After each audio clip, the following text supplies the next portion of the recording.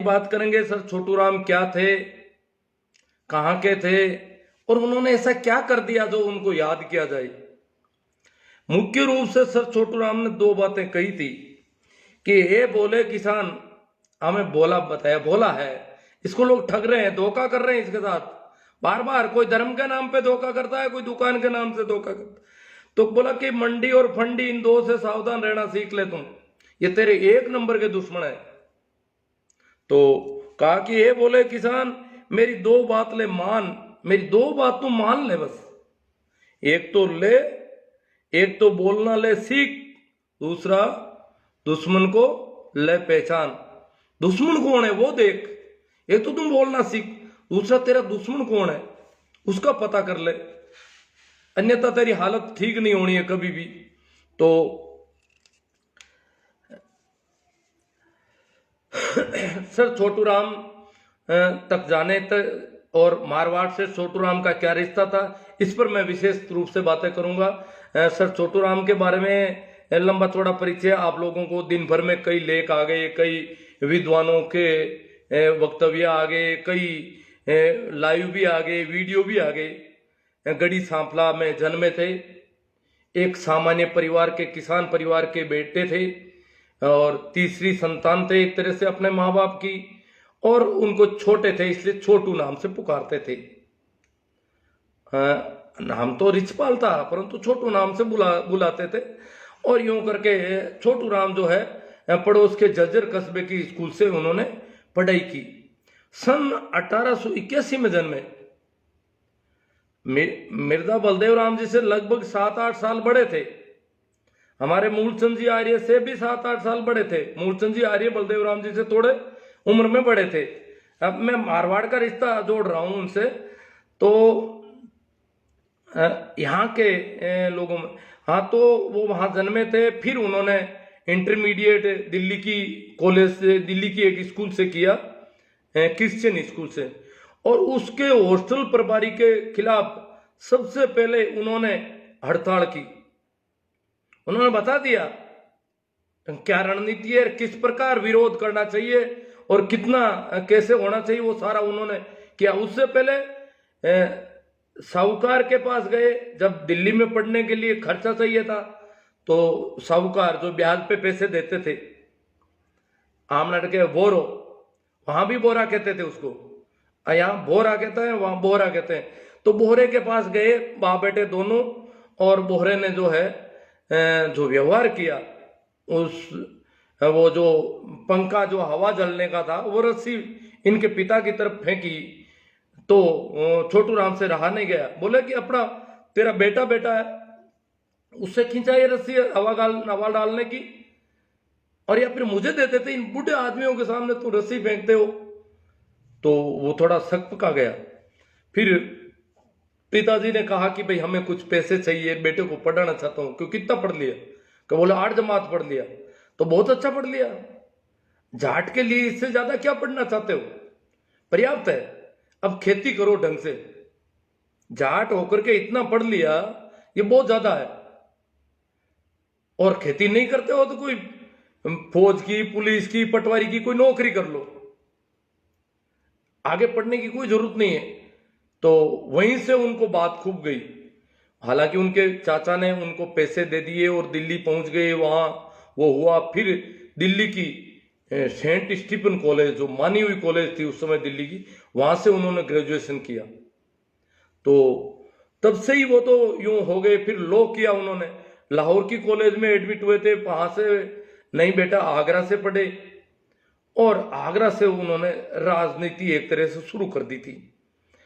अब यहां मारवाड़ का जो रिश्ता है वो मैं विशेष तौर से राजस्थान, हमारे यहाँ अगर मैं नागौर से देखूं तो मूलचंद जी आर्य बताते थे। मूलचंद जी आर्य ने कहते थे कि सर छोटू राम से मेरा मिलना, मैं उनको देखा संग्रिया की स्कूल में। संग्रिया में एक स्कूल होती थी उस जमाने में, राजस्थान का संग्रिया, जो एक तरह से देखा जाए तो हरियाणा और पंजाब के बिल्कुल नजदीक है। वहां एक स्कूल थी पढ़ने के लिए, किसानों के बेटों को पढ़ाने के लिए एक स्कूल थी। तो कहते हैं कि उस समय उस स्कूल के लोग यहां तक आते थे, मारवाड़ तक, चंदा लेने के लिए वहां से लोग पैदल और भ्रमण करके आते थे और 2-4 रुपये 10 रुपये मिल जाते थे मारवाड़ से कहीं थे तो वहां ले जा करके चंदा में काम लेते थे। तो वहां उनको आमंत्रित किया तो मूलचंद जी वहां गए और मूलचंद जी ने वहां देखा तो वहां उनको छोटू राम जी जैसे लोग मिले। उनके मन में हुआ कि कभी मेरे नागौर जोधपुर में भी कोई स्कूल बनेगी किसानों के बच्चों के लिए, ये बड़ा उनके बड़ी होती थी। और फिर उन्होंने वहां से पता चला तो एक जाट गजट नाम का एक अखबार जो सर छोटू राम जी ने 1915 में निकालना शुरू कर दिया था। ये पहला अखबार था, पहली पत्रिका थी पंजाब की। तो जाट गजट मूलचंद जी बताते हैं उर्दू में आता था और ये मंगाते थे। तो उर्दू का अखबार मूलचंद जी की बड़ी दिक्कत रहती, अखबार को लिए फिरते थे कई दिन तक। फिर अपने डाक विभाग में कोई एक दो जो उर्दू जानते थे उनसे जाकर के पढ़वाते और फिर उसको सुनते, फिर उनसे 2-2-3-3 बार पढ़वाते, क्योंकि बहुत क्रांतिकारी लेख थे सर छोटू राम के। सर छोटू राम बहुत बड़े क्रांतिकारी थे, लेखन उनका बहुत गजब का था। तो वो कहते हैं कि मूलचंद जी ने फिर उनको एक लेटर लिखा हिंदी में और लिखा कि इस पत्र में एक आध पेज, 1 या 2 पेज हिंदी के भी साथ में जोड़ा करो इस पत्रिका के साथ, ताकि हम लोगों को यहाँ राजस्थान वाले लोगों को, और उनके कहने से उसमें हिंदी का भी जोड़ा गया। फिर अब छोटू राम के बारे में तरह तरह की कई बातें हमें भड़काने वाले बहुत मिलते हैं आजकल कि सर छोटू राम किसान नेता था ही नहीं। बहुत हमारे किसानों के बच्चे कहते हैं, बहुत सारे बच्चे मिलते हैं, वो कहते हैं वो तो नहीं, वो तो अंग्रेजों का पिट्टू था, अंग्रेजों का पक्षधर था, अंग्रेजों के साथ मिला हुआ था। नहीं, ऐसा नहीं है। सर छोटू राम ने, हाँ, प्रथम विश्व युद्ध में जब जरूरत पड़ी अंग्रेजों ने कहा सर छोटू राम से कि कुछ हमें चाहिए सिपाही और आपके किसानों के बच्चों को, तो छोटू राम ने बहुत बड़ी तादाद में किसानों को बच्चों को फौज में भर्ती करवाया।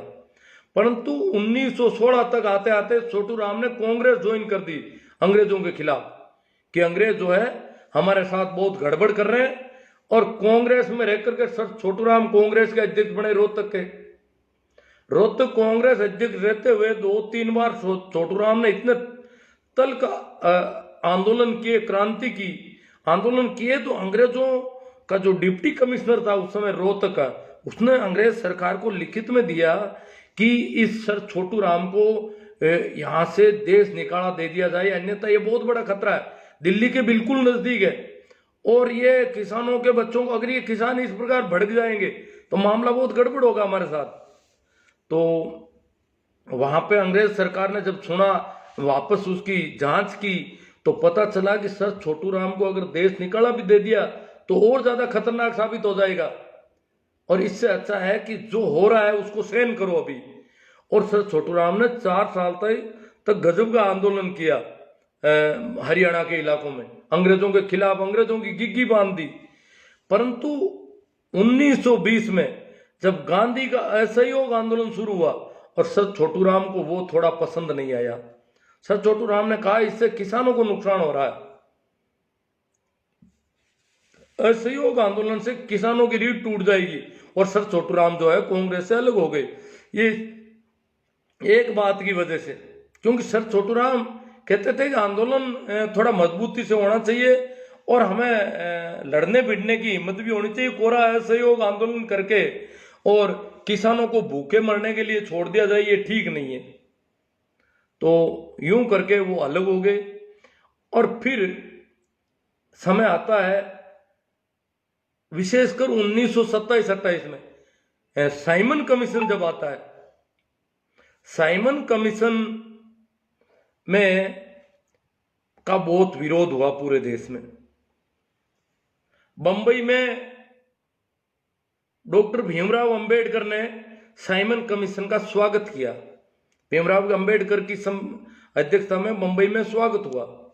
लाहौर में भी स्वागत कमेटी बनी कि भारत में जनता की दशा कैसी है, आम जन की क्या हालत है, और विरोध करने वालों ने कहा इस दिन तो भले ही करो, इसमें सदस्य सभी भारतीय नहीं है, सभी अंग्रेज क्यों, इसमें भारतीय लोग नहीं है। विरोध करने वाले यूं तो कर नहीं सकते कि आप अध्ययन मत करो हमारा।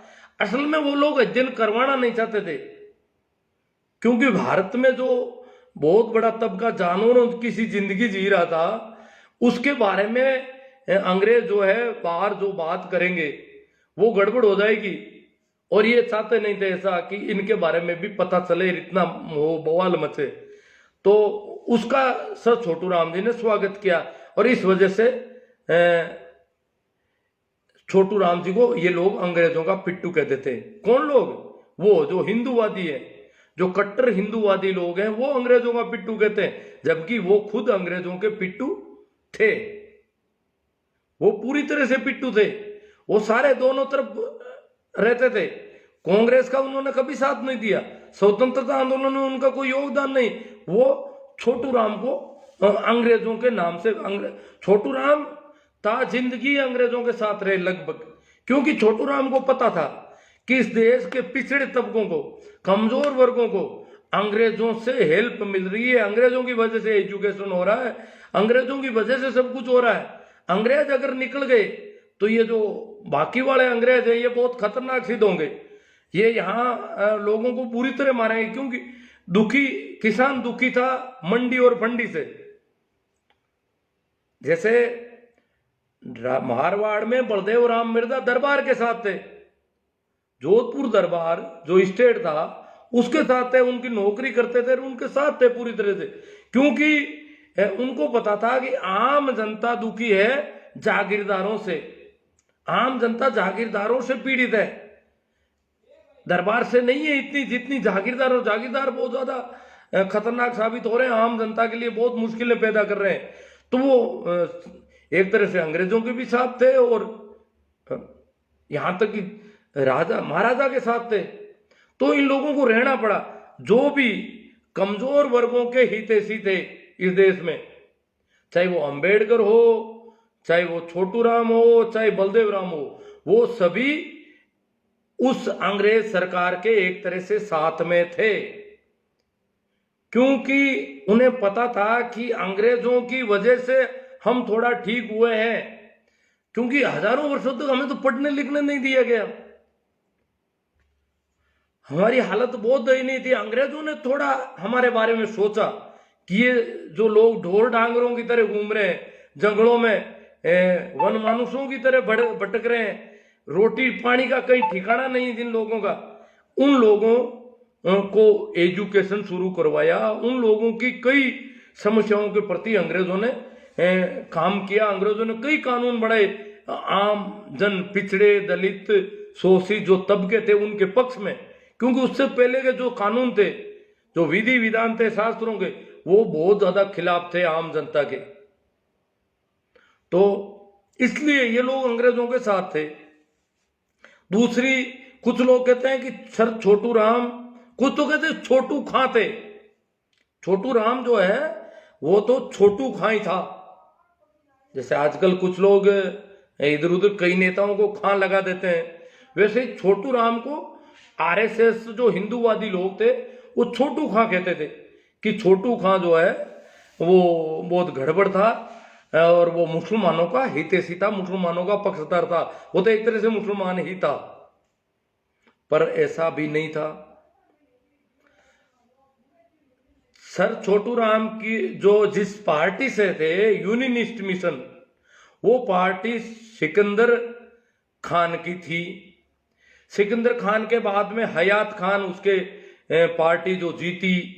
देखो वो पार्टी 150 कुछ सीटें थी, 154 सीटें थी, उनमें से 75 सीटें जीती थी वो पार्टी उस जमाने में, और पंजाब की सरकार बनाई जिसके हयात खान को प्रधानमंत्री बने और सर छोटू राम राजस्व मंत्री बने, और छोटू राम को यह सत्ता चाहिए थी उस समय।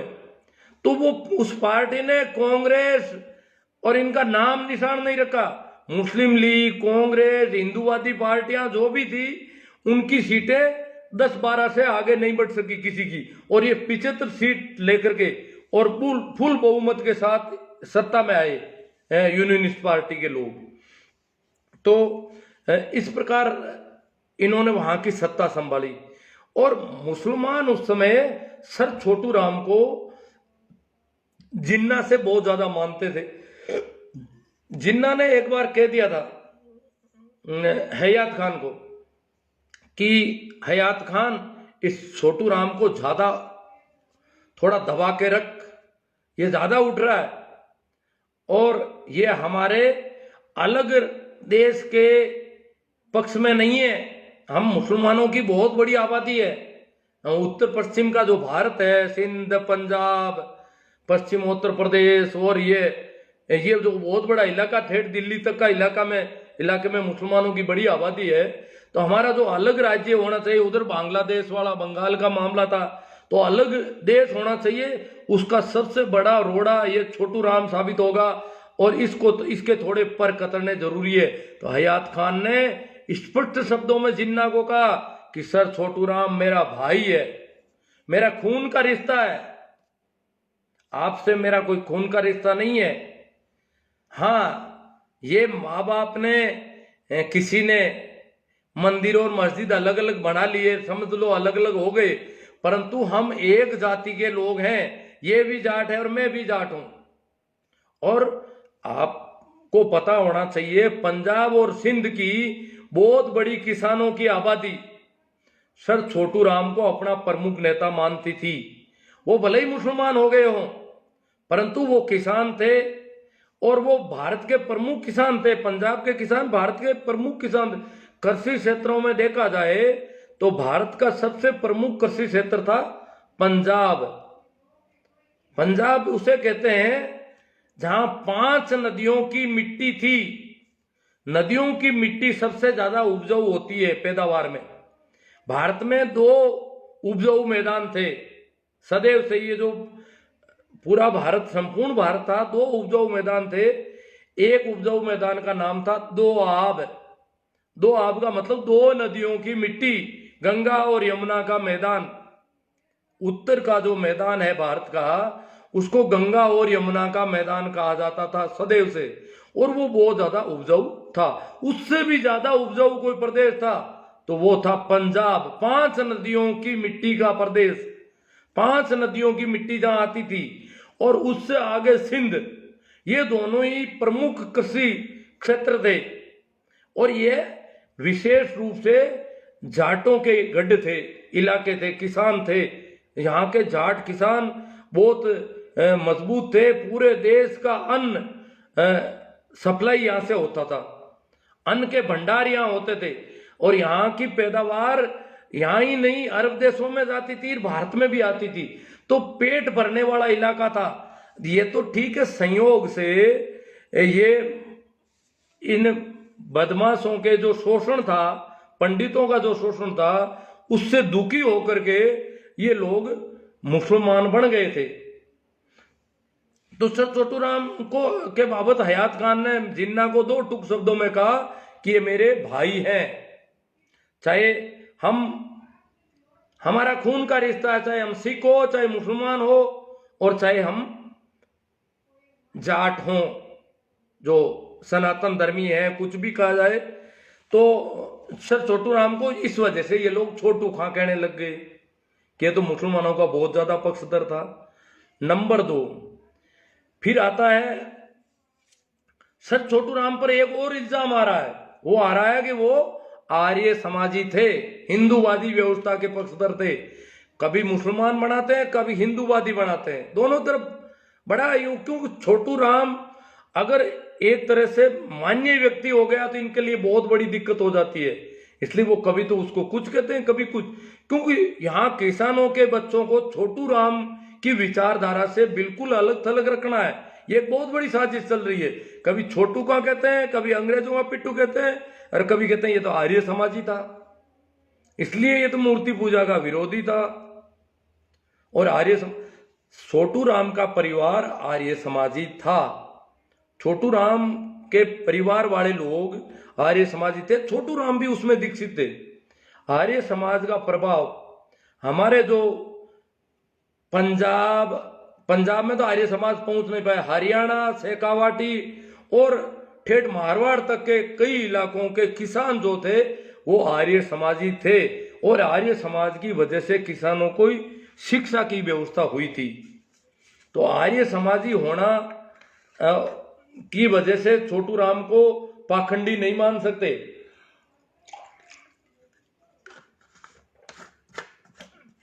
थोड़ा मैं आर्य समाज के संबंध में परिचय दे दूं। यहाँ शेखावाटी के कई मित्र हैं, वो बहुत ज्यादा आर्य समाजी हो सकते हैं। आर्य समाज एक कौन सा संगठन है? पंडित दयानंद सरस्वती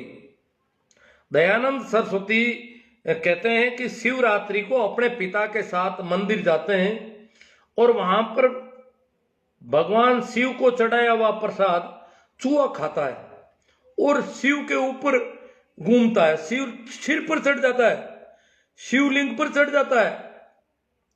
तो वो और उसके पिता दयानंद के पिता हाथा जोड़ी करते हैं उस मूर्ति से।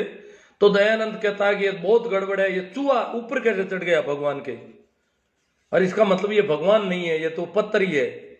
और यूं करके दयानंद जो है अपने परिवार से विद्रोह करता है और मूर्ति पूजा के खिलाफ खड़ा होता है। एक तरह से पाखंड और अंधविश्वास के खिलाफ दयानंद एक कैंपेन शुरू करता है। परंतु वो व्यक्ति मूलतः हिंदूवादी है, इसलिए मूर्ति पूजा के जरूर खिलाफ था, परंतु हिंदुत्व का पक्षधर था। मूर्ति पूजा के बजाय वेदों की ओर लौटो, यज्ञ करो, हवन करो, यज्ञोपवीत पहनो और संस्कृत के मंत्र पढ़ो, सारा का सारा हिंदूवाद में डालना चाहता था। और उसको समाचार मिला कि पंजाब का किसान, दयानंद को पता था कि सिंध और पंजाब के बहुत सारे किसान पहले से मुसलमान बन गए। ये जो किसान मुसलमान बने हैं ये हिंदुओं की बहुत बड़ी आबादी होती, परंतु ये बहुत मजबूत हिंदू थे। भारत की बहुत ताकतवर कौमें थी जिन्होंने भारत की रक्षा हजारों वर्षों तक की। भारत पर जो भी हमले होते थे वो सिंध और पंजाब झेलता था। सिंध और पंजाब के किसान बाहर से आने वाले आक्रमणकारियों से लोहा लेते थे रोज। जैसे सिंध पर पहला हमला 712 में दाहिर पर किया मोहम्मद बिन कासिम ने, तो दाहिर ने डटकर उससे मुकाबला किया। पंजाब पर बहुत सारे हमले हुए, सिंध पर बहुत सारे हमले हुए और इन्होंने मुकाबला किया। यहां तक कि मोहम्मद गजनवी जब यहां से वापस सोमनाथ को लूट कर जा रहा था तो कहते हैं कि सिंध के किसानों ने, वहां उसके ऊंट थे, सोमनाथ से बहुत बड़ी संपदा लूट के गया, तो सिंध के किसानों ने उसके कई ऊंटों को अलग कर दिया और उसमें से कहते हैं काफी धन जो है उन्होंने गजनवी से लोहा लेते हुए गजनवी को लूटा। उल्टा जो गजनवी भारत को लूटता था उस गजनवी को किसानों ने लूटा, सिंध के किसानों ने। तो सिंध और पंजाब के किसान बहुत मजबूत कौमें थी और वो सारे मुसलमान बन गए थे। दयानंद को यह डर था कि हिंदू फिर क्या रहेंगे, ये भुखमरे लोग रहेंगे, ये सारे लोग मुसलमान बन रहे हैं। और फिर उसको पता चला कि पंजाब के जो बाकी बचे हुए लोग थे वो नानक साहब की वजह से सिख बन गए। उन्होंने वहां से पंडितों को खदेड़ दिया। पंजाब ऐसा प्रांत है वहां पंडितों की भुखमरी आ गई, क्योंकि वो सारे नानक साहब के कहने से पाखंड और अंधविश्वास के खिलाफ खड़े हो गए और उन्होंने मंदिरों की जगह गुरुद्वारे बना लिए, मंदिरों की मूर्तियां हटा दी और गुरुद्वारे बना दिए। बोले हम ही गुरु हैं और ये गुरुद्वारा है। तो इस प्रकार पंजाब खिलाफ हो गया। अब उसको डर लगा दयानंद को कि ये मारवाड़ के किसान, शेखावाटी के किसान और हरियाणा के किसान भी सिख बनेंगे या मुसलमान बन जाएंगे, ये अब नहीं रहेंगे, क्योंकि ये जिस प्रकार से इनको पंडित लूट रहे हैं उस वजह से ये इसमें नहीं रहेंगे। तो इसी डर से वो आया। तो यहाँ पर मेरे देखे यहाँ पड़ोस के कई गांव मुझे मिले हैं आर्य समाजी, वो कहते हैं हमें यज्ञोपवीत धारण करवाए, वेद मंत्र पढ़ाए, हवन करना सिखाया और वेदों की ओर लौटो और इस प्रकार का नारा दे करके और ये किया। हाँ, मृत्यु भोज की खिलाफत की, कई कुरीतियों की खिलाफत की दयानंद ने, परंतु कट्टर हिंदू बनाने में लग गया किसानों को ताकि वो सिख नहीं बने। और यहाँ से शेखावाटी और हरियाणा में तो उसने बहुत ज्यादा, हाँ एक योगदान है कि दयानंद की वजह से जैसे जो केशवानंद जी और ये जो हुए हमारे ये शिक्षा की जागृति जरूर हरियाणा और शेखावाटी में जो एजुकेशन हुआ वो दयानंद के आर्य समाज की वजह से तेजी से हुआ। हमारे यहाँ भी जो शुरू में पढ़े वो सभी लोग आर्य समाजी थे, आर्य समाजियों के संपर्क में थे, तो एजुकेशन में आर्य समाज का योगदान था, परंतु वो हिंदूवादी संगठन था शुरू में। जैसे मूलचंद जी आर्य, मैं आपको मूलचंद जी आर्य के बारे में थोड़ी सी बात बताता हूँ।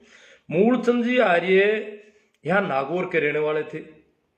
उनकी बड़ी लगन थी कि नागौर में पहले तो ये संग्रिया की तरह स्कूल बनाना चाहते थे, फिर उनकी एक लगन थी कि नागौर में छात्रावास बने, और इन्होंने बहुत यूं प्रयास करना शुरू किया कि कहीं से रुपए मिले और नागौर में छात्रावास। उन्होंने एक मीटिंग बुलाई नागौर में। ये मीटिंग उन्होंने बहुत पहले बुला दी 1912 में। नागौर में एक क्या है कि देखो मूलचंद जी आर्य का पढ़ने का कारण, मूलचंद जी तो एक सामान्य थे आदमी थे, परंतु संयोग से अलाय में उनके ही कोई रिश्तेदार जैन साधु थे। जैन साधु आज भी जाटों में से, इन जातियों में से बनते हैं, तो वो जाट थे और साधु थे, तो उन्होंने वहां सेवा के लिए इनको बुला लिया और वहां रहते थे, उनका कामकाज करते थे। वहां करते करते वो पढ़ गए, तो फिर जैन शास्त्रों को भी पढ़ा और पढ़ाई कर ली उन्होंने।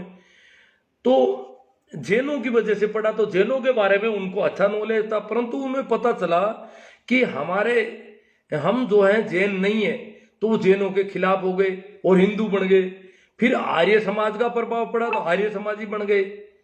आर्य समाजी बन गए और सीकर और इधर उनका आना जाना रहा संग्रिया स्कूल में, तो वो आर्य समाजी रहे। परंतु वो कहते हैं कि हमने जो 1912 की मीटिंग ली नागौर में, उसमें मूलचंद जी आर्य ने यहां इकट्ठा किया इनाना पट्टी, बदाना पट्टी, खारी पट्टी के पट्टीदारों को बुलाया मुख्य रूप से, और बुला करके उनसे बात की मौजूद आदमियों से, और कहा कि हम जो है यहाँ छात्रावास बनाना चाहते हैं और तुम लोग रुपयों की बचत करो, रुपये चाहिए, रुपये के बिना छात्रावास होगी नहीं, और छात्रावास में बच्चे खाएंगे क्या, तो छात्रावास बनाना हमारा ध्येय है। तो कहते हैं कि वहां कुछ रुपयों की बोली लगी, कुछ रुपये लोगों ने कहा कि एक हड़ पर 1 रुपया तय कर दो हर साल, हड़ पर 1 रुपया। पट्टीदारों को ये ड्यूटी दी गई कि पट्टीदार अपनी पट्टी में प्रत्येक किसान के 1 हड़ का 1 रुपया लेंगे, और वो रुपया इकट्ठा करके हम छात्रावास बनाएंगे। तो रुपयों की काफी बात हो गई, अढ़ाई से कुछ रुपयों की बोली हो गई, और यूं करके बलदेव राम जी उसमें थे। तो बलदेव राम जी ने कहा कि भाई ऐसा है कि आप लोग छात्रावास नागौर में होनी चाहिए, मैं भी मानता हूं, परंतु अभी जोधपुर में छात्रावास की ज्यादा जरूरत है। जोधपुर की छात्रावास जब तक हमारी मजबूत नहीं हो जाए, अभी तो किसान अपने बच्चे नहीं दे रहे अपन को, तो पहले तो किसानों के बच्चे लेने हैं, वहां ले जाके पढ़ाना है उनको। दूसरा, जोधपुर की छात्रावास को मजबूत करना। ये जो रुपया आपको मिल रहा है ये जोधपुर, तो यहाँ कुछ लोगों ने विरोध किया। मूलचंद जी आर्य ने कहा नहीं सही बात है, जोधपुर में जरूरी है, और वो हमारे बीच का इलाका पड़ता है, पूरा स्टेट है वहां पर। तो फिर वो यहाँ से कुछ रुपया जो हुआ जोधपुर ले गए, और वहां की छात्रावास को मजबूत करने की कोशिश में वहां उन्होंने किया। तो रुपये बचाने के लिए उन्होंने जो तरकीब बताई वो बताई, डाटियों को पैसा देना बंद करो। डाटी लोग मृत्यु भोज जो मौसर होते थे उनमें पैसा लेते थे, शादी में पैसा लेते थे, वो झगड़ने लग जाते थे, और बाप दादाओं के परदादाओं के कईयों के नाम जानते थे, और कहते थे कि वो बहुत अच्छे थे, तुम्हारे दादा अच्छे थे, परदादा अच्छे थे, और ये वो थे, और तुम गए गुजरे हो, तुम कुछ देते नहीं, और वो ऐसा देते थे हमको। उन डाटियों के पास और कोई कमाई नहीं थी, यही था नाम लेना, और नाम लेकर के हल्ला मचाना, और हल्ला मचा के पैसे ले लेना। तो सबसे पहले इन्होंने कहा कि भाई डाटियों को देना बंद कर दो, तुमसे ये लोग रुपये लूटते हैं, इनको देना बंद करो तो रुपये हो जाएंगे। दूसरा ब्राह्मणों को बोले कि ब्राह्मणों को रुपये मत दो, तो इसमें थोड़ी अड़चन आ गई। अब क्या कि आम जनता डाटियों को तो, गरीब आदमी उनको तो रुपये बंद कर सकते हैं, ब्राह्मणों को रुपये बंद करना बड़ा मुश्किल मामला है। तो कहा कि ब्राह्मणों को तो रुपये तो बंद नहीं होंगे, एक तय कर लो कि गांव के ब्राह्मण को दो, दूसरे गांव के ब्राह्मण को देना बंद कर दो। तो ये हुआ तय हुआ, मोसर को छोटा करो और यथासंभव 35 साल से छोटे का मोसर बंद करो। उस समय पहला अभियान 1912 में तय किया गया कि 30-35 साल के जो मोसर हो रहे हैं वो बंद कर दो और मोसर को कम कर दो। इतने ज्यादा लोगों को खाना मत खिलाओ, अनाज तो है ही नहीं, उधार अनाज लेके आते और खिला देते हो, फिर खाओ क्या खुद? तो खाते तो खींचड़ा ही थे, मोसर में भी राबड़ी और खींचड़ा ही था, कोई मिठाइयां नहीं बनती थी, परंतु वो राबड़ी और खींचड़ा खाने का मतलब है घर में अनाज नहीं रहना पीछे।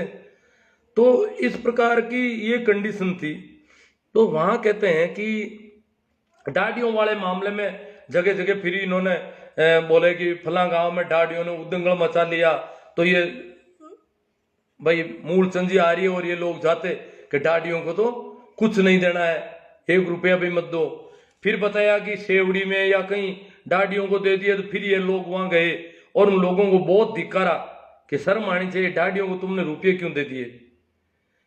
फिर वहां से लिखा पढ़ी करवाई उनसे कि डाडियों को आइंदा से रुपये नहीं दोगे, और ब्राह्मण सिर्फ अपने गांव के ब्राह्मण को ही रुपये दोगे, दूसरे जो ब्राह्मण अड़ोस पड़ोस से दूर दराज से आ जाते हैं उनको रुपये देना बंद कर दो।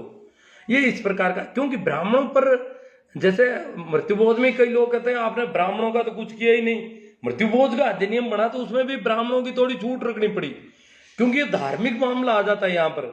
और एकदम आदमी भाई कहते हैं कि मृत्यु हरिद्वार जाना बंद कर दो तो बड़ी अड़चन आ जाएगी, ये आम आदमी के दिमाग में बैठेगी नहीं, और फिर अड़ोस पड़ोस वाले चारों ओर इसके खिलाफ खड़े हो जाएंगे और वो बैठेगा ही नहीं, चाहे वो कितनी नीचे से नीचे कहने को कहते हैं हम मनुवादी नहीं है, हम बौद्ध हो गए, ये हो गए, फिर भी हरिद्वार जाना ही पड़ता है, क्योंकि लोग छोड़ते नहीं, उनको हरिद्वार भेजना पड़ता है। कई लोग बौद्ध बन गए, कई कहते हैं हम मनुवाद के खिलाफ है, ये जाट जो है मनुवादी है या ओबीसी वाले मनुवादी ज्यादा है, हम शेड्यूल कास्ट वाले मनुवाद के खिलाफ है। और मैं इनको हरिद्वार जाते देखता हूं तो मैंने कहा कहाँ मनुवाद के, आप कौन से खिलाफ हो मनुवाद के? आप कहने को कहते हो मैं बौद्ध हूं और हरिद्वार दौड़ना पड़ता आपको, इन बाप को ले जाके वहां जमा कराना पड़ेगा बाप को। ये कहां से मनुवाद निकल गया? अभी मनुवाद बहुत भारी है। तो अभी एक घटना आई बिलाडा के पास की, मैं उसका थोड़ा जिक्र कर दूं।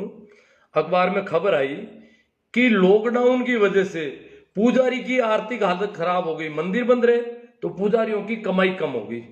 पुजारी की कमाई का साधन है मंदिर, मंदिर देखा जाए तो पुजारी का उद्योग धंधा है, पुजारी का व्यवसाय है, पुजारी की दुकान है, जहां वो माल कुछ नहीं देता है, पैसे ले लेता है, देने में तो अदृश्य देता है, पुण्य होगा, ये होगा, आगे अगले जन्म में फायदा होगा, या घर में बीमारियां नहीं आएगी, ये समृद्धि होगी, धन धान्य होगा, पर दिखते कुछ नहीं है और वो पैसे ले लेता है। ऐसी दुकान है जहां खाली पूड़िया भी नहीं देता भाई। दूसरी दुकान वाले बढ़िया की दुकान में थोड़ा सामान कम तोल देता होगा, थोड़ी उसमें मिलावट होगी, हो थोड़ी पूड़िया में गड़बड़ होगी, परंतु कुछ देता है बेचारा, 10 रुपए में 9 रुपए का 8 रुपए का सामान देता है। ये तो 10 रुपए में कुछ भी नहीं देता, खाली पूड़िया भी नहीं देता। जो मंदिर नाम की दुकान लगा रखी है इन पुजारियों ने, वो देते कुछ नहीं, परंतु चिंता हुई बहुत ज्यादा। किसको? यहाँ बिलाडा के पास किसी गांव के जाटों को बहुत चिंता हुई कि भाई पुजारी की हालत खराब है, आर्थिक स्थिति खराब होगी लॉकडाउन से, तो पुजारी को मदद करो। और गांव में से चंदा हुआ और 2.5 लाख रुपया, अखबार में आया, 2.5 लाख रुपए चंदा करके पुजारी को भेंट कर दिया कि लॉकडाउन से तुम्हारी जो हालत खराब हुई है, आर्थिक हालत, उसकी भरपाई हम करते हैं। पुजारी पर बहुत दया आती है, क्यों? पुजारी मर गया तो हमारा मंदिर मर जाएगा, हमारा भगवान मर जाएगा, फिर हम हमारे बरसात ही नहीं होगी, हमारे बेटे भी नहीं जन्मेंगे, बेटे निरोगे भी नहीं रहेंगे, सारा ही गड़बड़ हो जाएगा फिर तो। देखो इसी बेवकूफियां हमारे दिमाग में फंसा रखी है। तो उन्होंने 2.5 लाख रुपए इकट्ठे करके उसको दिया पुजारी को। अब इनसे पूछा जाए कि तुम्हारे गांव में क्या एक पुजारी की आर्थिक हालत खराब है? क्या पुजारी के घर में भूखमरी आई है? तुम्हें ये पता होना चाहिए कि तुम्हारे गांव का जो हरिजन है, जो मेहतर है, जो तुम्हारे मरे हुए जानवरों को घसीट करके बाहर ले जा करके निस्तारण करता है, वो मेहतर जिसकी वो तुम्हें बीमारियों से बचाने के लिए गांव में दुर्गंध नहीं फैले, उन जानवरों को घसीट के बस्ती से बहुत दूर ले जा करके डालता है, उसको उसकी तुमने कभी चिंता की? उसकी आर्थिक हालत कभी खराब नहीं हुई? क्या उसमें गरीबी नहीं आई कभी? क्या वो कुपोषण और भूखमरी में नहीं आया कभी? उसके लिए कभी चंदा किया तुमने? नहीं, उसको देने की जरूरत नहीं। वो तो पापी है, मर जाए तो अच्छा है। पुजारी जो है पुण्य आत्मा है और पुण्य आत्मा को देना चाहिए। वो तो पापी है, अपराधी है। जो तुम्हारी सफाई की व्यवस्था करती है मेहतरानी, वो तो पापी है, जो तुम्हें बीमारियों से बचाते हैं। पुजारी बीमार पड़ गया, उसको 2.5 लाख रुपए चंदा करके दे दिया, और ये जो मेहतर बीमार पड़ता है इसको कोई देने वाला है? जो तुम्हें बीमारियों से बचाने के लिए बीमार पड़ रहा है बेचारा। परंतु हमारे सारे शास्त्रों ने कहा है कि मेहतर कभी गरीब नहीं होता। गरीब इतनी शास्त्रों में हजारों कहानियां मिल जाएगी, वहां यही होगा कि एक गरीब ब्राह्मण था, एक नगर में एक गरीब ब्राह्मण था, उसकी गरीबी बहुत गजब की थी। इतना गरीब था कि रोटी नहीं मिलती थी, उसकी मां भूखी रहती थी। वो सुदामा की कहानी, इतनी गरीबी की कहानियां ब्राह्मणों के संबंध में शास्त्रों में लिखी गई, पर कभी नहीं लिखा कि एक गरीब मेघवाल था, गरीब हरिजन था, गरीब जाट था। ये तो गरीब होते ही नहीं है। गरीबी सिर्फ ब्राह्मणों में है, और उनको सहायता करो तो स्वर्ग में मिल जाएगी जगह। ये शास्त्रों में सारी बातें ऐसी लिखी थी, तो ये बेचारे अभी भी वो 2.5 लाख रुपए इकट्ठे करके उन्हें ही देते जा रहे हैं। मैं तो क्या है कि बिल्कुल अलग तरह का रहा। बहुत पहले, कई वर्षों पहले गांव में मंदिर बना, तो बोले कि इसमें पुजारी किसे रखें, तो यूं बात चल रही थी। मैंने कहा भाई पुजारी तो जो ज्यादा पूजा करे उसको रखें। कि ज्यादा कैसे? मैंने कहा भाई देखो मैं बताता हूँ आपको, अगर आप हरिजन को रखते हो तो वो ज्यादा घंटे बजाएगा और ज्यादा पूजा कर देगा आपके, और कम रुपये में कर देगा। क्या यही कोई होता है क्या? मतलब ये एकदम से वो जिन लोगों से 2-4 आदमियों से मैंने बात की, वो एकदम से यूं हो गई, ये कोई बात की बेवकूफी भरी बातें करते हो। मैंने कहा भाई देखो पूजा ज्यादा कर देगा, पैसे कम ले लेगा, तो सस्ता मिले उससे करवानी चाहिए। और घंटी जोर से बजा देगा तुम कहोगे तो, नंगारे फोड़ देगा तुम्हारे, और नंगारों को वही बांध देगा वापस। नंगारों को जो खाल से बांधने पड़ते हैं, पंडित तो बांधेगा नहीं। वो हरिजन जो है अपने नंगारे भी ठीक कर लेगा और वो बजाएगा भी ठीक। तो अब अपन काफी चर्चा इधर उधर होली। विशेष रूप से जो बात आज करनी है वो है कि हम कल क्या करना है। हमें ये जयंती मनानी चाहिए। और मारवाड़ से जो रिश्ता छोटू राम का, थोड़ा सा और मैं बात कर लेता हूं। देखो छोटू राम जी को बलदेव राम जी मिर्दा मारवाड़ में शिक्षा और जन जागरण के अग्रदूत थे, मिर्दा बलदेव राम जी। तो बलदेव राम जी ने जब यहाँ के किसानों को चेतना जागृत करनी थी, यहाँ का किसान उस समय क्या हालत में था आप कल्पना नहीं कर सकते। बलदेव राम जी हमारे गांव में आते थे और मेरे दादाजी और मुझे बताते थे कि वो मांगते थे कि एक बच्चा दे दो मुझे, एक लड़का दे दो। लड़कियों की तो स्थिति बहुत खराब थी। इसके लिए तो मूलचंद जी आर्य ने तो सरकार को लिखा था कि जो समाज कल्याण विभाग है उसमें किसानों की लड़कियों को भी शामिल करो और इनको भी फ्री में पढ़ने की व्यवस्था करो कहीं। क्यों, लड़कियों को तो सोच ही नहीं सकते पढ़ने की। तो लड़कों की थी, तो लड़के मांगते थे तो लड़के देते नहीं थे लोग। लड़का बड़ा मुश्किल से पैदा हुआ है, बड़ा किया इसको, और थोड़ा बड़ा नहीं होता तब तो काम शुरू कर देता। लड़का 5-6 साल का बच्चा, 7 साल का बच्चा घर में और खेत के काम में सहारा देने लग जाता था, और इधर उधर बकरियों में और ये सारे काम लड़का करता था। तो ये लड़के इतना काम करते थे, तो लड़कों की वजह से तो खुद का पेट भरता था। जब यहां तो प्रत्येक व्यक्ति काम करता था तो भी पूरा पेट नहीं भरता था। यह हालत है कि शोषण बहुत ज्यादा था। यहां तो मंडी फंडी के अलावा जागीरदार का शोषण बहुत भारी था। तो लड़का दे कौन? लड़का तो मुश्किल से जन्मा, बहुत थालियां बजाई है लड़का जन्मा तब। और लड़के की माँ को हमने घी खिलाया है, और लड़का आपको कैसे देते हैं? वो बोलते हैं हम पढ़ाएंगे, इसको कामयाब करेंगे, तो लड़का नहीं मिलता। हमारे गांव में एक आदमी को लेके गए थे सिर्फ, और यहाँ इधर उधर गए थे, तो बलदेव राम जी वहां जाकर के बताते थे कि लावारिस बच्चे हैं, इनके माँ बाप नहीं है। वहां यही कहते थे ताकि कहीं कोई बड़ियों से 2 रुपये, कहीं कोई अनाज मिल जाए थोड़ा इनको खिलाने के लिए। तो बलदेव राम जी जो पढ़ाना चाहते थे उनको खिलाए क्या? अनाज चाहिए था। तो उनकी नौकरी से कोई इनका पेट सबका भरने वाला नहीं था। तो ये लड़कों को ले जाते, फिर वो बताते कि अनाथ बच्चे हैं, इनको यहाँ पढ़ाना है। तो अनाथ मूलचंद जी आर्य तो कहते हैं हमने खेती भी की लड़कों के लिए, लड़कों से ही खेतों में काम करवाना शुरू किया, पढ़ने वाले लड़कों से ये तो करना पड़ा। तो इस प्रकार वो ले जाते थे और उनको पढ़ाते थे। फिर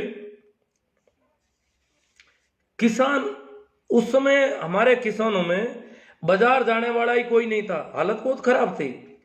बहुत कम गांव गुवाड़ी में एक आध आदमी कभी शहर जाता था, पैदल जाता था, और वो भी कब? जब घर में कोई नया बच्चा जन्म लेता था तो उसके लिए थोड़ी सूंठ लोद वगैरह वो लेके, अजवाइन वगैरह लेने बाजार जाता था, और धोती में बांध के वो सारा सामान लेके आता था। इस प्रकार बाजार जाते थे।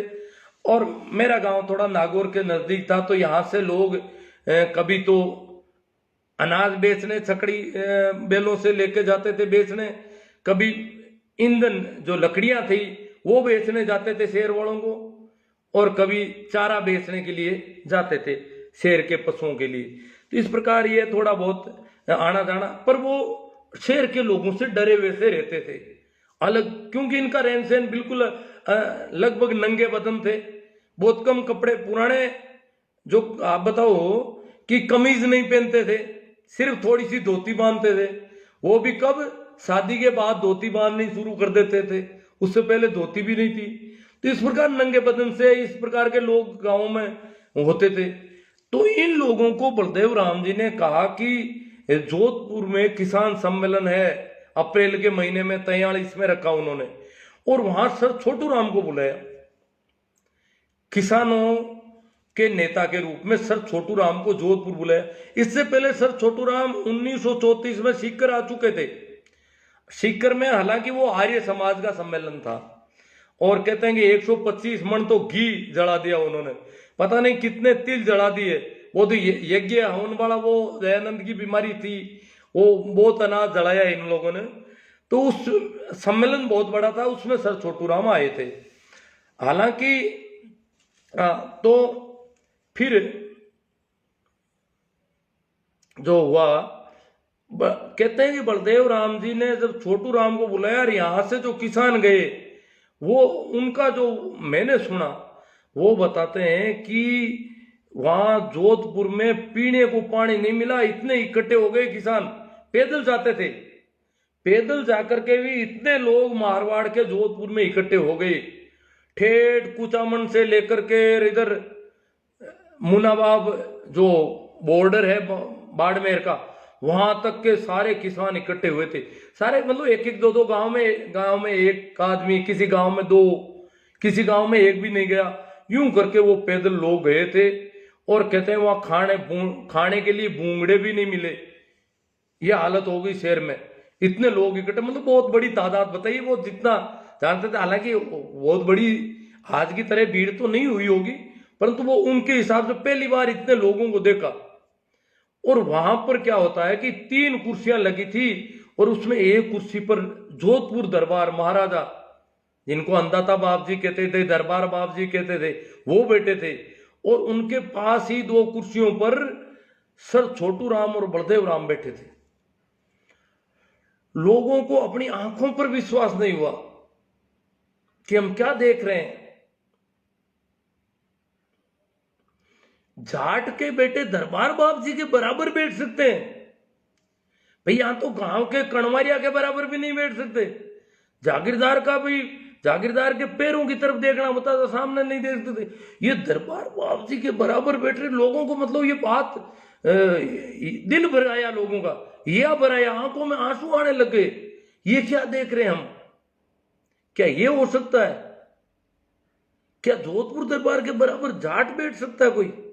तो ये इस प्रकार देखा, और सर छोटू राम ने अध्यक्षीय भाषण दिया वहां का, और उन्होंने कहा दरबार से मांग की किसान सम्मेलन में, जोधपुर दरबार से, कि भूमि का बंदोबस्त करवाया जाए।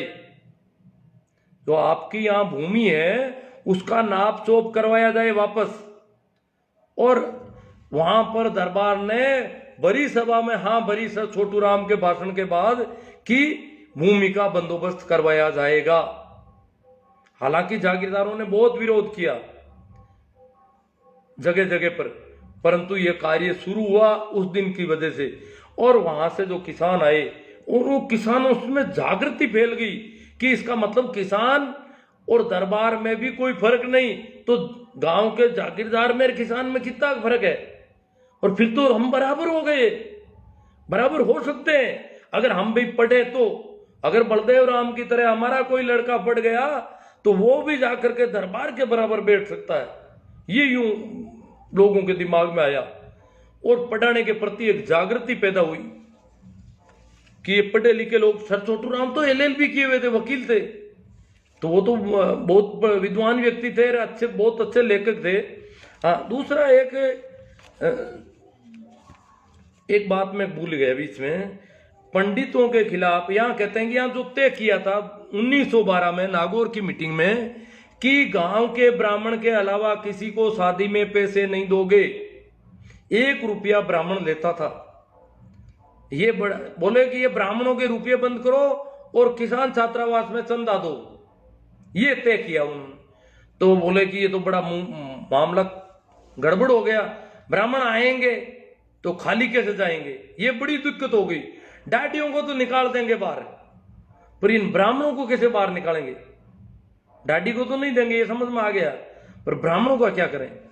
तो ये बड़ी अड़चन हुई। तो ब्राह्मणों को बोले कि ब्राह्मणों को एक बार आए तो कुछ कर दो उसका, बाद में कह दो आप आइंदा आए तो नहीं मिलेगा। ब्राह्मणों को जगह जगह कहना शुरू कर दो कि हमारे गांव में बाहर के ब्राह्मणों को नहीं मिलेगा, ये प्रचार करो आप। तो ये बड़ी हुई, जगह जगह कई जगह ब्राह्मण आ जाते हैं। फिर कहते हैं कि ऊंट वालिया गांव है नागौर के पास, वहां एक शादी थी, उसमें 300 ब्राह्मण आ गए बाहर के। शादी का समाचार सुना और इलाके के दूर दराज के ब्राह्मण आ गए पैदल, और बोले शादी है जजमान के घर पे। तो ब्राह्मण आ गए, तो ब्राह्मण को 1 रुपया दो, अब इतने रुपये। तो कहते हैं कि वहां पर ये समाज सुधार वाले ये चले गए, बोले कि नहीं। तो फिर ये तय हुआ कि गांव के ब्राह्मण को 1 रुपया दे दो, और बाकी वाले ब्राह्मणों को 4 आने दे दो, 25 पैसे दे दो, 4 आने दे दो। 4 आने दे करके उनको कह दो आइंदा कहीं पर भी आप लोग गए तो कोई रुपया नहीं देगा दूसरे गांव में। तो इस प्रकार का ये लोग जो है पंडितों के पाखंड और अंधविश्वास के खिलाफ हो गए, यहां तक कि RSS के भी खिलाफ हो गए। मैं बताता हूं कि जिस, ये कहते हैं ना आर्य समाजी हिंदुत्ववादी थे, तो जिस किसान छात्रावास में मैं पढ़ता था वो मूलचंद जी आर्य की नींव रखी हुई थी, नागौर की किसान छात्रावास। मूलचंद जी आर्य के बहुत संगी साथी रह चुके थे। करण सिंह जी वो हमारे सुप्रिटेंडेंट थे किसान छात्रावास के, हमारे जमाने में भी, तो बहुत बूढ़े व्यक्ति थे। तो करण सिंह जी यहाँ पड़ोस में, यहाँ माड़ी और ये लोग जो है एक शाखा का कार्यक्रम लगाते थे, RSS की शाखा किसान छात्रावास से थोड़ा दूर। तो इधर उधर बाहर जब हम कमरों में जाते तो कमरों के लड़के जो है वह शाखा में जाते। तो मैंने कहा यार किसान छात्रावास में बात की भाई शाखा में जाना चाहिए, क्या नहीं शाखा में गए तो गुरुजी मारेंगे बुरी तरह से, शाखा में कभी नहीं जाना। तो हमने कहा यार ये कोई बात हुई क्या, बताएगा कौन इनको गुरुजी को। तो मैं जो है शाखा में चला गया कुछ दिन के लिए। तो शाखा में गया तो वहां तो आरएसएस के लोग थे, वो नेकर लाठी वो सारा, और बोले कि वहां पर मुसलमानों ने हिंदुओं की लड़की का ये कर दिया, और वो ये लव जिहाद जैसी बातें और ये कर दिया। और फिर इन आरएसएस के जवान लाठियां लेकर के गए, उनको मारा और पीटा और ये वो, उनको मार दिया और भगा दिया। आरएसएस हमारी रक्षा करता है, और ये लाठी हाथ में रखनी, संगे गच्छे वो प्रतिज्ञा तरह तरह के लपड़े, और वहां थोड़े खेल करवा देते और फिर ये कचरा दिमाग में भरते थे। मैंने कहा यार बहुत अच्छी बातें करें, हमारे हिंदुओं के लिए तो बहुत ही वास्तव में गजब की बातें हमें बहुत अच्छी लगी। हाँ, अब ये डर यही है कि करण सिंह जी को पता चल गया तो बुरी तरह से मारेंगे। मैंने कहा यार ये क्या बात है, ये करण सिंह जी किसानों के, हमारे इतने बच्चे इस हॉस्टल में रहते हैं, इनको जाने नहीं देते शाखा में। शाखा तो हमारे लिए बहुत अच्छा काम कर रही है। ये तो हमें बहुत बाद में पता चला कि वास्तव में करण सिंह जी सही कर रहे थे। तो करण सिंह जी, बलदेव राम जी या मूलचंद जी, छोटू राम जी, सभी शुरू में आर्य समाज से प्रेरित थे।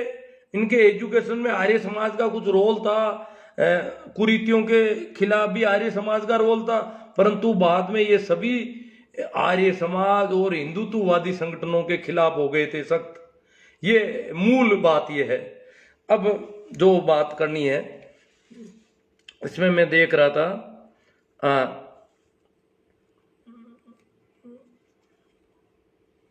सर छोटू राम को एक बार एक कलेक्टर ने कह दिया कि जाटों के या किसानों के बच्चों को नौकरी नहीं करनी चाहिए, पढ़ाई इतनी। बोले क्यों नहीं करनी चाहिए, कि आप तो मालिक हो, आप नौकरी क्यों करते हो? कि सरकार की नौकरी करना कोई गुलामी नहीं है। सर छोटू राम ने कहा सरकार की नौकरी करना गुलामी नहीं है, सत्ता में हिस्सा है, और सत्ता में हिस्सा हम लेंगे, इसलिए किसानों को अपने बच्चों को नौकरी करवानी चाहिए। क्योंकि इधर कांग्रेस भी कहती थी कि सेना में भर्ती मत करो, तो सर छोटू राम ने कहा नहीं, हम तो भर्ती करेंगे, नौकरी करवाएंगे, किसानों के बच्चे नौकरी करेंगे, सीधी सी बात है। तुम्हारा आंदोलन अलग रखो। क्योंकि ये अंग्रेजों के इस वजह से प्रथम और द्वितीय विश्व युद्ध में फौज में भर्ती करवाने में छोटू राम अंग्रेजों के साथ थे, परंतु अंग्रेजों से बहुत कुछ मिल रहा था। जो कानून सर छोटू राम ने बनाए थे पंजाब में, सर छोटू राम के वहां पीड़ा क्या थी? मंडी और फंडी की पीड़ा थी। दो चीजें बहुत नुकसानदायक थी। हमारे यहाँ जागीरदार थे, वहां मंडी बहुत गड़बड़ कर रहा था। वो जो साहूकार था, हमारे यहाँ भी साहूकार थे, देखो हमारे यहाँ भी साहूकार थे, पर यहाँ जागीरदार का आतंक बहुत चरम पर था, तो साहूकार छोटा पड़ जाता था। वहां पर जागीरदार का वो लफड़ा नहीं था, इसलिए मंडी और फंडी के खिलाफ उनका बड़ा आंदोलन था। कम तोल देना, दो तरह के बाट रखना, ये हमारे यहाँ भी था, वहां भी था। जैसे अपन अनाज लेके जाते हैं तो वो बड़े भारी भारी बाट ला करके रखता, तो सारा अनाज उधर, और उनसे कुछ खरीदते तो हल्के हल्के बाट ला करके वो सामान तोल के दे देता वापस। इस प्रकार के दो तरह के बाट, मिलावट, भाव, मनचाहे भाव, तो और फिर सूदखोरी और ब्याज और साहूकारी लोन, ये सारे थे। तो सर छोटू राम ने सबसे पहले जब वो राजस्व मंत्री बने तो उन्होंने सबसे पहला 1938 में साहूकारी पंजीकरण एक्ट बनाया कि साहूकार का रजिस्ट्रेशन होना जरूरी है, नहीं तो वो साहूकारी का लेन देन करेगा तो वो अवैध माना जाएगा, कानूनन गलत होगा। लेन देन करने वाला साहूकार रजिस्टर्ड होगा, पंजीकरण करना जरूरी कर दिया। दूसरा सर छोटू राम का था श्रमिक अधिनियम, मजदूर जो है उसके लिए कानून बनाया कि मजदूर जो गरीब आदमी है, मजदूरी करता है, मेहनत करता है, उसको एक सप्ताह में 61 घंटे से ज्यादा काम नहीं दिया जाना चाहिए। एक दिन में 11 घंटे अधिकतम, और पूरे सप्ताह में 61 घंटे से ज्यादा काम शोषण की श्रेणी में होगा। कानून बना दिया, अगर किसी मजदूर को 61 घंटे से ज्यादा काम करवाया जाता है सप्ताह में तो वो कानूनन अपराध है। तो बंधुआ मजदूरी पर लगाम कसी। बंधुए मजदूर थे, 24 घंटे मजदूरी करनी, फिर भी रोटी नहीं मिलती, तो उन्होंने कानून बनाया और साल में 14 छुट्टी जरूरी कर दी। एक साल में मजदूर को 14 छुट्टी मिलेगी कम से कम। तो इसी प्रकार कृषि उपज मंडियों में बिक्री और रेगुलेटिंग बिल जो था वो, और एक वजन माप तोल का बिल था, उसकी थोड़ी मैं जिक्र कर दे रहा हूं। जो अभी हमारे कई नेता न्यूट्रल हो जाते हैं, चाहे जब विधानसभा और लोकसभा से बहिर्गमन कर जाते हैं। बहिर्गमन करने का मतलब क्या है कि न तो पक्ष में रहते हैं न विपक्ष में रहते हैं, न्यूट्रल। सर छोटू राम ने कहा ये हिंजड़े हैं, ये नपुंसक है जो न्यूट्रल रहते हैं। तो कहते हैं कि कांग्रेस जो है, कांग्रेस ये बिल सामने रखे सर छोटू राम ने बना के, मंडी रेगुलेटिंग एक्ट और वजन माप तोल के जो बाट से सिस्टम था उसके जो बिल थे उनको वहां रखा। तो कांग्रेस से पूछा छोटू राम ने कि आप गरीबों के हितैषी हैं, आप मजदूरों और कमजोर तबकों के हितैषी हैं, तो बोलो आप इस बिल का समर्थन करोगे या विरोध करोगे। तो वो बोले हम तो न्यूट्रल रहेंगे, इसमें हम बहिर्गमन करेंगे, हम इसमें भाग नहीं लेंगे, वोटिंग करेंगे नहीं। तो कई दिनों तक बहस चली। सर छोटू राम का नहीं, या तो विरोध में खड़े हो जाओ और या पक्ष में हो। अगर पूंजीपतियों से नहीं डरते हो, इन पैसे वालों से नहीं डरते हो तो पक्ष लो, किसानों को और कमजोर लोगों का, और डरते हो तो उनके पक्ष में हो जाओ। ये हिंजड़ापन ठीक नहीं है, ये नपुंसकता मुझे पसंद नहीं है। न्यूट्रल तो नपुंसक होते हैं, हिंजड़े होते हैं जो न तो पुरुष होते हैं न स्त्री होते हैं। तो ये आज भी जैसे हमारे किसानों का बहुत बड़ा 28 तारीख को संविधान दिवस पर किसान जाएंगे दिल्ली, पंजाब और हरियाणा से अनाज इकट्ठा करना शुरू कर दिया है। कहते हैं कि कई महीनों का अनाज और राशन पानी का सामान लेकर के जा रहे हैं और वहीं दिल्ली में डेरा डाल देंगे, वहीं रोटियां खाएंगे बना के।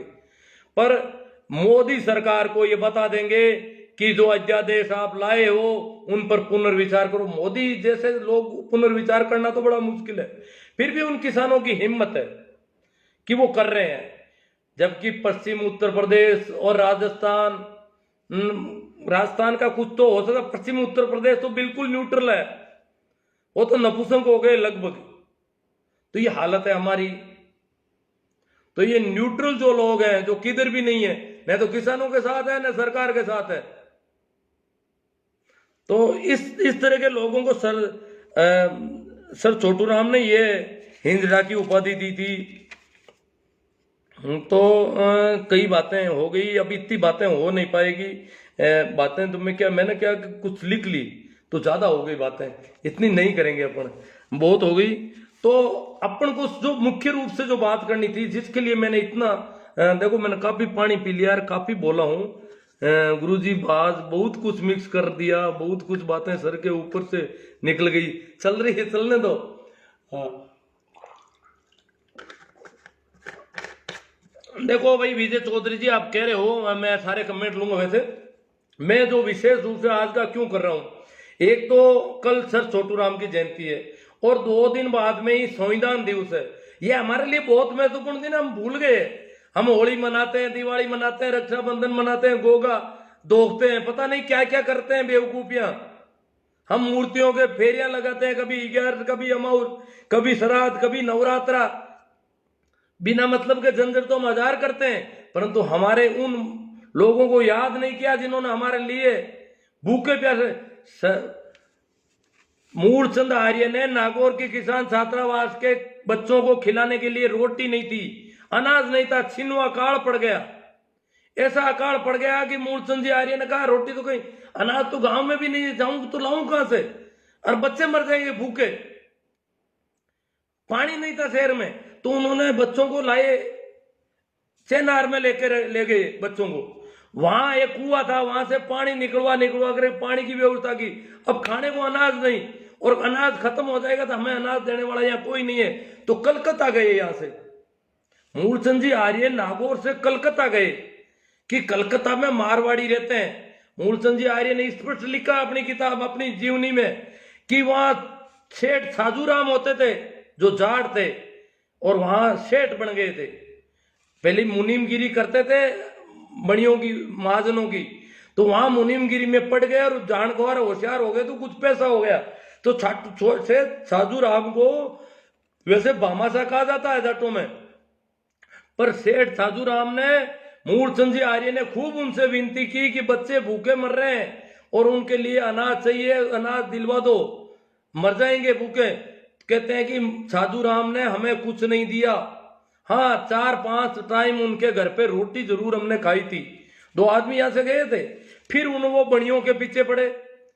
तो मारवाड़ी बनिए थे वहां पर, खूब मारवाड़ का बाजार था पूरा कलकत्ता में। तो उनसे आता जोड़ी की, तो वहां पर मूलचंद जी आर्य के साथ, मूलचंद जी महाजन में पोस्टमैन की नौकरी करते थे। महाजन है बीकानेर से आगे सूरतगढ़ की तरफ, वहां पोस्टमैन की नौकरी करते थे। वहां एक कलकत्ता के बनिया का ससुराल था और वो जान पहचान मिल गई, तो उसने उनकी बहुत अच्छी बातें सुनी और खूब उनको रोटी पानी का प्रबंध उनके करवा दिया। परंतु पैसा उन्होंने भी नहीं दिया, अब रुपया नहीं मिल रहा है। तो साथ में एक साथी थे, तो फिर कहा कि ऐसे तो मैं जाऊंगा तो नागौर जाऊंगा तो करूंगा क्या, बच्चे तो वैसे भी भूखे मर जाएंगे, यहां से कुछ भी सहायता नहीं मिलेगी तो बच्चे मर जाएंगे, करें क्या। तो बनियों के पास खूब मिले, तो वहां बताया ये उस बनिया ने जो जान पहचान का बना, उसने कहा कि यहाँ बहुत आते हैं लोग मांगने वाले, कई धोखे कर जाते हैं, ठग लेते हैं, इसलिए यहाँ आसानी से रुपये देने वाला कोई नहीं है। तो फिर कहते हैं कि मूलचंद जी आर्य ने कहा मैं तो आमरण अनशन करूंगा, मरूंगा यहीं पे। तो साथ में कौन थे मुझे याद नहीं, गंगाराम जी नाम करके थे, उन्होंने कहा यहाँ मर जाओगे तो भी कोई तुम्हें अनशन नहीं तुड़ाएगा, कोई आएगा ही नहीं तुम्हें मनाने वाला, तो यहाँ फालतू में मर जाओगे, बच्चे वहां मर जाएंगे और आप यहाँ मर जाओगे, इससे अच्छा है कि और कहीं कोई क्यों, और कहीं कुछ नहीं मिलेगा, यहाँ कलकत्ता से ही कुछ लेके जाना है और मुझे मना मत करो। उन्होंने कहा मेरा आत्मविश्वास कहता है कि मैं आमरण अनशन करूंगा और मैं वापस नागौर जाने जैसा रहा नहीं, इसलिए मैं तो मरूंगा तो यही मरूंगा। वापस जाऊं तो उन बच्चों को क्या खिलाऊं, लोगों के बच्चे तो मैं मांग के ले आया, वो बच्चे खाएंगे क्या। उनके माँ बाप चले गए मालवा कमाने के लिए, गांव में उनका कोई है नहीं, और वहां शहर में उनको कौन खिलाएगा, थोड़ा सा अनाज में छोड़ के आया हूं, और वो बच्चे फिर खाएंगे क्या। नागौर शहर में तो भुखमरी है, कोई देने वाला नहीं है। तो कहते हैं उन्होंने आमरण अनशन कर दिया वहां पर, और गंगाराम जी को कह दिया मुझे मेरा आत्मविश्वास मत तोड़ो, मैं तो मरूंगा तो यही मरूंगा, जिंदा मैं नहीं जाऊंगा नागौर बिना अनाज के बिना सहायता के। तो वहां आमरण अनशन कर दिया। अब वो गंगाराम जी दौड़ दौड़ के जो सेठ उनके जान पे उनके पास गए, बोले कि वो तो आमरण अनशन कर दिया, रात 5 दिन से भूखे हैं और उनकी हालत कमजोर पड़ती जा रही है। मूलचंद जी आर्य की हालत कमजोर पड़ गई, भूखे मर रहे हैं, खा पी नहीं रहे हैं। ये ऐसी कंडीशन में फिर वो बढ़िया जो था उनके जान पहचान का, उसने कहा कि आपका सहयोग ऐसा करते हैं कि मैं बिड़ला को पत्र लिखता हूं और मूलचंद जी को मनाने आया कि आप खाना खा लो और आपका सहयोग मैं करवा के रहूंगा, चाहे कैसे भी हो आपको सहयोग मिलेगा। यहाँ बहुत झूठे लोग आते हैं, फर्जीवाड़ा बहुत होता है, वास्तव में पीड़ित लोग आते नहीं है, बहुत सारे पंडित आ जाते हैं, कहते हैं हमारे घर में भूख है वो है, और आप वास्तव में आपको जरूरत है हमें पता है, पर यहाँ देने वाले आपका विश्वास नहीं कर रहे हैं, और मैं बिड़ला को चिट्ठी लिखता हूँ, बिड़ला सहयोग कर देगा, मेरा भरोसा। क्यों, बिड़ला कहता है कि वास्तविक जरूरतमंद कोई हो तो मुझे बताना, तो मैं उनको लिख देता हूं कि भाई वास्तविक जरूरतमंद है, आप उसकी जांच करवा लो। तो बिड़ला को उसने पत्र लिखा, इनका आमरण अनशन तोड़वाया कि आपका सहयोग करवा के ही छोड़ूंगा मैं। तो उस बनिए ने, उस सेठ ने बिड़ला को पत्र लिखा कि ये वास्तव में जरूरत है, किसानों के गरीबों के बच्चे भूखे मर रहे हैं और बच्चे मर जाएंगे इतने मारवाड़ के नागौर शहर में। तो वहां से बिड़ला ने अपने आदमियों को भेजा नागौर में पता करने के लिए कि वास्तविक स्थिति क्या है। पता किया और फिर बिड़ला ने सहयोग दिया, अनाज का भी दिया और पैसों का भी दिया। तो बिड़ला के सहयोग से वो किसान छात्रावास के बच्चे जिंदा रहे थे उस समय, ये मूलचंद जी आर्य ने बताया है। तो इस प्रकार हमें उन लोग, अब जैसे मूलचंद जी आर्य यहां पर भी मूलचंद जी कहते हैं एक गांव में गया था, देखो चिढ़ना मत, कोई चंदा करने गांव में जाते थे तो रोटी कोई कहता नहीं था तो खुद भूखे मरते थे। तो एक आदमी साथ में था, ढिंगसरी गांव है। अब ढिंगसरी कौन सा है, एक तो जाइल में भी है और एक लाडनू में भी है। ढिंगसरी का उल्लेख किया उन्होंने, कहा ढिंगसरी में 3 दिन तक भूखे मरा, उस गांव में किसी ने रोटी का नहीं कहा और मांगी उन्होंने भी नहीं। पैसे दिए लोगों ने, वो पैसे में चंदा करने जाते थे, लोग सोचते थे कहीं खाली होगी, तो साथ में एक आदमी को लेके गए, तो उसको दूसरे दिन ही वो भूख से हालत खराब हो गई थी, तो उसको गांव भेज दिया किराया दे करके कि तू गांव चला जा, नागौर चला जा वापस, क्यों तू भूखा मरेगा, तू लोगों को कहेगा कि ये भूखे हैं, तो फिर लोगों को दुख होगा फालतू में। तो 3 दिन बाद में रोटी मिली उनको। तो ये कई जिन लोगों ने हमारे लिए इतना कुछ किया, सर छोटू राम, बलदेव राम, मूलचंद जी, रामदान जी, हीरा सिंह जी, धारा सिंह जी, इतने लोग हुए, इन्होंने इतना किया, हम उनके जन्मदिन को याद नहीं कर सकते उनको, हम हमारे बच्चों को बता नहीं सकते कि ये हमारे ऐसे लोग हुए हैं जिनकी वजह से आज हम फूटेड बूटेड होके घूम रहे हैं। हम नहीं पढ़ पाते किसी भी हालत में। अगर उन्होंने हमें खेती किसने दिलवाई, जमीन कहां थी हमारे पास, हमारे ऊपर जूते पड़ते थे चारों ओर से, हमारी हालत क्या थी। 4-5 चुनावों तक तो वोट देने में, गांव की स्कूल में वोट देने में जाने में डरते थे कि वहां कोई राजपूत बेटा होगा, डर के मारे वोट देने नहीं जाते थे। ये हालत थी किसानों की। अब तो इस कंडीशन में, इस कंडीशन से जो ऊपर इतनी उनकी मेहनत के बावजूद ये हालत थी, तो उन्होंने कहा कि तो मैं कहना चाहता हूं कि बहुत मना लिया, गोगा नौमियार, केसरिया कंवर जी, पता नहीं कितने कितने मनाते होंगे।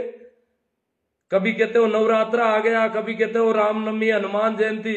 अरे छोटू राम की जयंती का दिन अपने घर में अपने बच्चों को उनके बारे में बताओ बैठ करके, 10 मिनट 15 मिनट अपने घर परिवार के लोगों को उनके बारे में सारा सब कुछ बताओ कि उन लोगों की वजह से। और ये 24 नवंबर छोटू राम की जयंती है, ये हर बच्चे को याद होनी चाहिए कि छोटू राम ने हमारे लिए क्या किया। ये बातें बताने की है, ये दिन मनाने के हैं। तो कल मेरा अपने आपसे निवेदन है कि कल हम ऐसा मनाएं। छोटू राम ने कहा दुश्मन को, हम दुश्मनों के त्योहार मनाते हैं, हमें शर्म नहीं आती। हम हेडगेवार को याद कर रहे हैं, श्यामा प्रसाद मुखर्जी, सावरकर, पता नहीं क्या क्या सीख गए, जिनका जो हमें मनुष्य नहीं मानते, अभी भी हमें जानवरों की तरह मानते हैं, लठेत बना के फेरते हैं। तो छोटू राम ने कहा, हे बोले किसान, किसानों के लिए जो वचन याद रखने का है, ए बोले किसान, मेरी 2 बात ले तू मान, मेरी 2 बात तू मान ले। वो 2 बात आज तक हमने नहीं मानी। ए बोले किसान, मेरी 2 बात ले तू मान, एक बोलना ले सीख, एक तो तुम बोलना सीख, दूसरा दुश्मन को ले पहचान, तेरा दुश्मन कौन है। हम दुश्मनों के साथ हो जाते हैं। ये जो मंडी फंडी, देखो मंडी फंडी या राजस्थान में भी गड़बड़ कर रहे थे, परंतु यहां पर तो शोषण सबसे ज्यादा जागीरदारों का था। बाकी यहां भी तोल माप सारा, खोपरा लेता तो खोपा पर लिख देते, और हम 2 अनपढ़ थे, गिनती भी नहीं जानते थे, क्या बताएं। जितना अनाज साहूकार लेना चाहता ले लेता। यहाँ इसलिए राजस्थान में सबसे पहले साहूकारी विपणन बोर्ड की व्यवस्था की, सहकारी विपणन बोर्ड की व्यवस्था की गई। विपणन बोर्ड बनाया गया मंडियों का, और साहूकारों से निजात दिलाने के लिए, साहूकारी लोन से निजात दिलाने के लिए सहकारिता की स्थापना की। और बहुत लंबे समय तक हमारे यहाँ मारवाड़ के किसान नेता थे परशुराम मदेरणा, सहकारिता से जुड़े थे। उन्होंने सहकारिता को काफी पनपाने की कोशिश की थी, परंतु सहकारिता भी ठीक ढंग से पनपी नहीं हमारे यहाँ पर। हाँ, साहूकारों से निजात काफी हद तक हमें मिली। तो अब मैं आपके ये कमेंट दूंगा, तो कल आप में से कितने लोग अपने परिवार के बच्चों को, घर परिवार के लोगों को, रिश्तेदारों को और को फोन करोगे तो सर छोटू राम जी के बारे में बात याद दिलाओगे और ऐसा कुछ करोगे, इसी प्रकार पोस्टें भी करोगे और फेसबुक व्हाट्सएप भर जाने चाहिए सर छोटू राम की जयंती के नाम से, ऐसी मैं अपेक्षा करता हूं। क्योंकि हम और दुश्मन को पहचानने की कुव्वत हमारे अंदर आ जाए, ये तब हम सफल होंगे। मैं कुछ कमेंट लेता हूं। सभी को एक बार प्रणाम, राम राम, नमस्कार।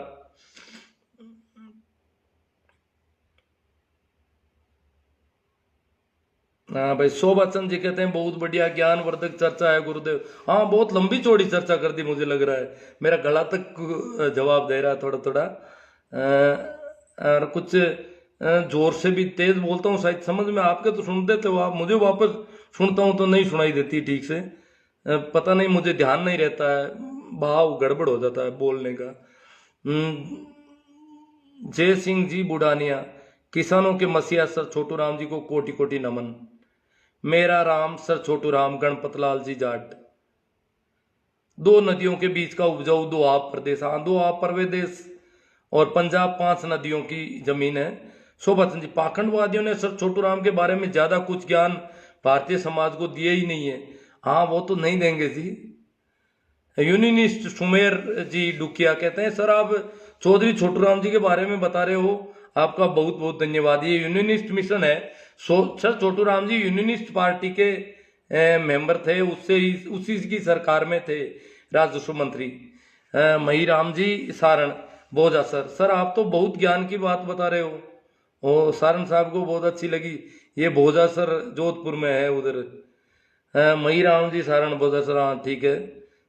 और कौन आ रहे हैं? मई राम जी सर, ऐसे ऐसे ज्ञान की बातें आपको रोज बतानी चाहिए। अजी मैं तो रोज कर रहा हूँ, मेरे यूट्यूब चैनल आप देखोगे तो खूब मिल जाएगा बहुत सारा। ये सारी बातें मैंने पहले भी कर चुका हूँ यूट्यूब पे, आप देखते नहीं हो कोई। देखो, अपने बच्चों को थोड़ा सुनाओ, थोड़ी कुछ चीजें होनी चाहिए। अब हमें जागृति बहुत जरूरी है, बहुत परेशानी है। हमारे नेता बिक रहे हैं। ये राज्यसभा के चुनाव होते हैं, पूंजीपतियों की गोद में बैठ जाते हैं जाकर के, करोड़ों रुपए में बिक जाते हैं। ये तो पहले ही बिक जाते हैं, चुनावों से पहले ही खूब बिक जाते हैं, और बाद में बिकते ही रहते हैं रोज। हाँ, नंबर सुनील जी बिश्नोई मिल जाएंगे आपको मेरे। गोवर्धन राम जी पूनिया, बिल्कुल सही बात है साहब। जय श्री राम आएगा विजय कटोई। गौतम जी गोदारा कह रहे हैं आप सही कह रहे हो। सार्थ रखने वाले रहने वाले ब्राह्मण ही थे, जानी जी चैनानी से। रखने वाले, हाँ लिखने वाले, जोरदार सर जी। चलो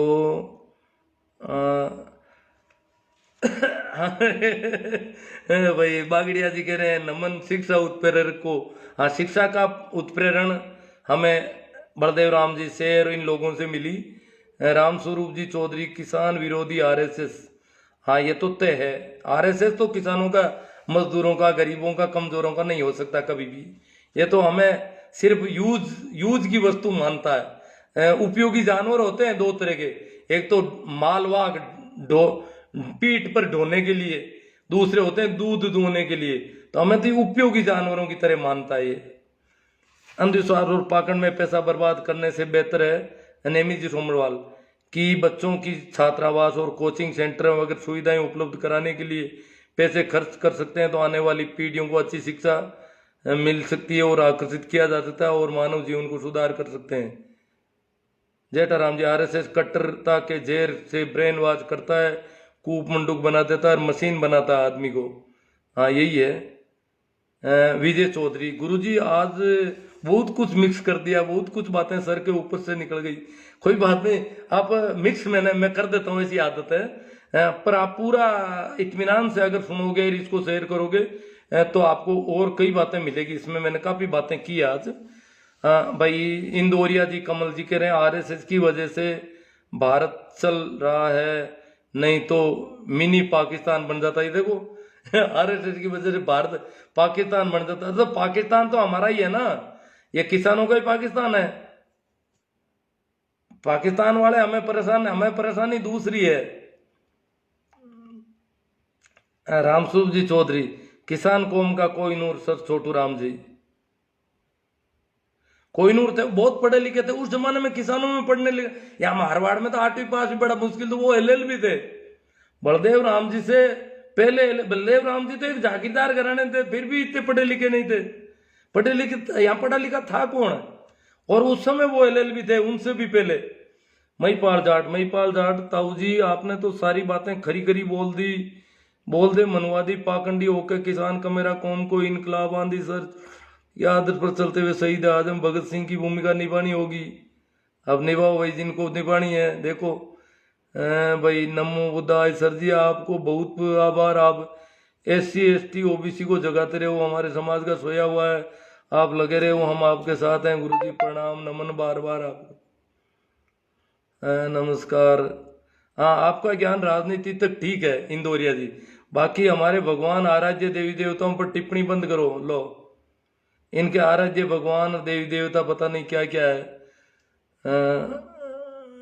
विजय चौधरी, तुम्हारे भगवान को कहो कि इनका मोबाइल खराब कर दो।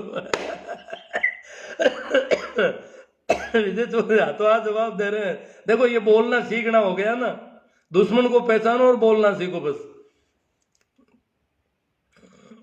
राम स्वरूप कह रहे हैं जवाब सही है, आपका ज्ञान राजनीति तक ठीक है ना। भगवान सभी के हैं, तुम्हारे मतलब क्या है इंदौरिया।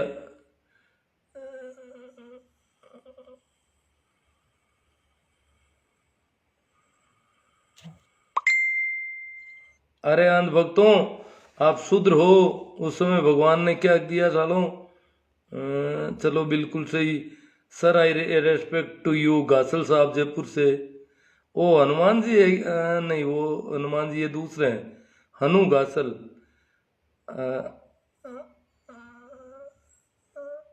हमारा भगवान सर छोटू राम सियाग साहब, HR सियाग गजब। लूणा राम जी चौधरी, बहुत बहुत धन्यवाद सर, युवा पीढ़ी को पता चले। हाँ गासल साहब सही है। तो अब कल अपन को ये अभियान चलाना है, सही सूचना दी आपने। सर वेरी गुड गासल साहब जयपुर से। प्रभु जी सोनी, राम राम जी, गंगाराम जी पूनिया, भाई थैंक्स सर। गोदारा जी कह रहे हैं धन्यवाद। तो दो बातें सीख ले। कौन है ये?